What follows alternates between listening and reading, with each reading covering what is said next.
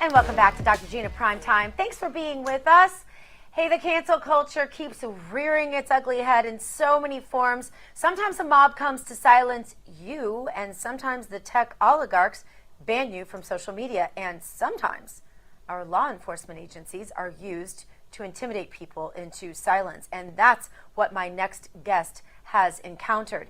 Angelique Contreras joins us now. Angelique, thank you so much for being here with us tonight. Thank you, Gina, for having me. All right, I want you to start by telling us why the Palm Beach Sheriff's Office came to visit you late on Friday night. Well, those are answers that we're still looking for, but in a short story, I had made a post on my Facebook in regards to the current policy changes that were happening in the county for those that have medical exemptions and religious exemptions being moved to the basement of the garage to go and speak to the county commissioners. And an individual commented that he would like to go and put trash on their lawn, and I commented thousands of masks, and that's what warranted the police to come and intimidate and harass me at 10:30 at night at my home. I mean, it's a wonder to me.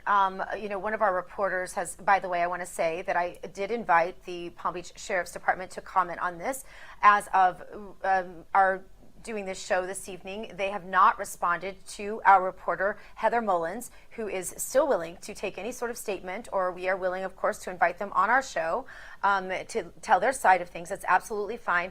But I'm curious, with sexual predators out there, with real crime happening, what the particulars are that cause someone to go knock on someone's door late at night. I want to roll the video. This is just a very small portion of this video of exactly what went down when they showed up at your house. Well, the reason why we're here is bothering you on a Friday night is I guess you and some guy named Anthony were posting on social media that you were going to go trespass on a county commissioner's property, dump garbage on her property. I didn't say that I would dump garbage on her property. Well, that was the discussion that you guys were having. This is just fear-mongering, you know that, right? Fear-mongering of what? Of a citizen, for nothing. For nothing. Okay. Sorry you feel that way. I do. I'm putting my kids to bed, and you're wasting tax dollar money to come out here and... Tell you not to commit a crime? Yes. I'm not committing a crime, and I wasn't... I'm telling you not to commit a crime. Right, and I'm not planning on committing a crime. Then that's even better. Then we're done. Okay, I appreciate it, officer. Awesome. Have a good night. Yeah, you too. Angelique, does the fear of more police showing up at your home cause you to rethink your vocal stance on issues? Well, it's interesting that you asked that question because I already suffer from PTSD, and these officers coming to my house at 10:30 at night, obviously there's a part of that video that wasn't played, but that's okay. When I asked him for identification, he told me, "What do you want to see? My badge, my gun, or my handcuffs?"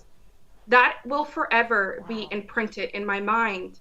And I'm a person that backs the blue. I'm a person that believes in law and order. And it's unfortunate that I was the target of somebody. We still don't know who requested for those officers to come to my home. And I mean, it really, again, I keep wondering, do they not have crimes to investigate? Do they not have, what causes them to go to someone's house in the middle of the night? Is there no sexual predator that needs to be investigated? Is there no criminal drug, cartel member that needs to be investigated? Is there no fentanyl distributor that needs to be investigated? Do you think there's any chance that they think that you are a true potential threat to society or public safety? I am a political dissenter. I, for months, have been advocating for small businesses. For months, I have been advocating for our constitutional rights and our freedoms. And my family fled from Cuba to this great country because we know how wonderful it is here. But unfortunately, with the lockdowns and the things that we're going through, the political atmosphere in Palm Beach County has been pretty rampant. They're using their powers because of an executive order to boss around the public and small businesses. And I have been talking out against that. So I do believe that they look at me as a threat to them because I stand for everyday Americans that are just trying to survive and put food on the table.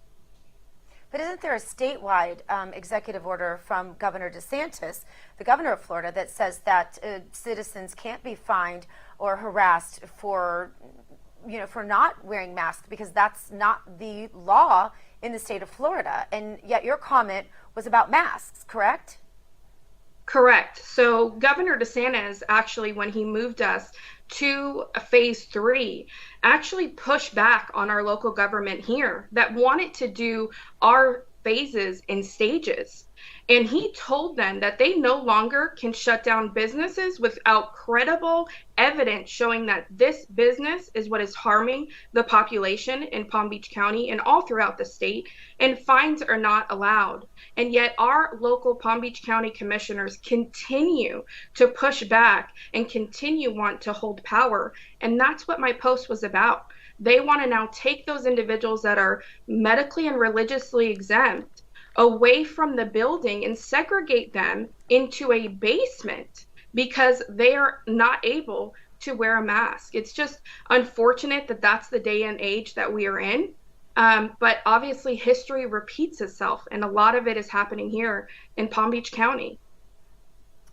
Oh, I wonder what would happen if there was some sort of class action suit, because it doesn't sound like that gels very well with the laws in your state. Angelique, thank you so much for being here with us. We wish you all the best. Thank you, Gina. Once again, we do welcome the